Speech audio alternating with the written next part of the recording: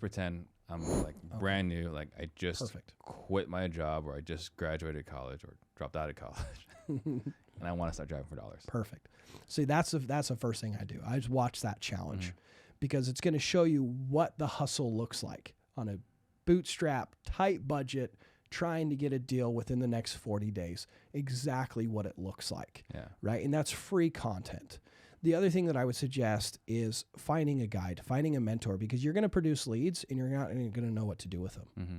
That's the biggest issue I see with students is they'll produce solid leads, but they don't know what they're doing. So they don't turn it into money. And they're throwing away 20, 30 grand because they don't know how to talk to the seller or they don't have someone to bring the deal to help them. So the most common mistake is someone would start driving for dollars, not pull the list, but take pictures of properties, document it. Yep. And when we say procure leads, we're talking about like where they actually mailed them, or is like here are the addresses? I'm saying they produce the list, right? I don't take pictures of the house. Here's a gold nugget. I think it's a waste of money. Mm-hmm. It's a waste of time.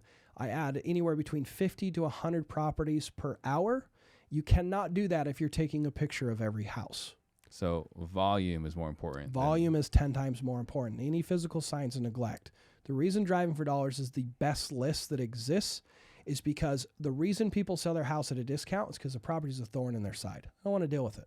Mm-hmm. If the property is a thorn in their side, they're not going to take care of general maintenance. It's a thorn in their side. Right. So when you drive through the neighborhood, you're like thorn in the side, thorn in the side, thorn in the side. You see it. Mm-hmm. You add those to your marketing list. So it's going to be the highest probability properties to sell at a discount in your market. There's no quality houses in that list, period. Yeah. Right? So there's no money going away for no reason, right? So if you have a tight budget, that's very important. The other thing that we use is we use an app called Deal Machine, right? So I started with Driving for Dollars. Deal Machine is my app now. I freaking love them. I've been working with them since 2018. Tom and Cody were able to introduce me to David Lecco when they were kind of starting up. So we use, when you start your drive, there's 3 ways you can add properties. The crosshairs mode, which is to take the picture. Mm-hmm. The pin mode, where you touch the property on the Google Maps and then you have to approve it. That takes a little bit of time. My version that Deal Machine put together for me is the tap to add. So you touch the house and boom, it uploads it to your Excel spreadsheet. So you can drive through the neighborhood, house, touch, house, touch, house, touch. Mm-hmm. So you're going to be able to add 50 to 100 properties in every single hour of driving. And that's not in war zones. A lot of people think that's crazy, but it's any physical signs of neglect, peeling paint, dead lawns, those kinds of things. And so you'll see in the 40-day challenge, that's how I start. I start building that list. Then once you build that list, that Excel spreadsheet, you can export it out of Deal Machine or use Deal Machine to do the marketing. And so there's 3 things that we do. We do texting, we do cold calling, and we do postcards. My most profitable and the easiest one to duplicate is postcards. By far my most profitable. I spend 9 cents to make $1 on postcards to my Driving for Dollars list.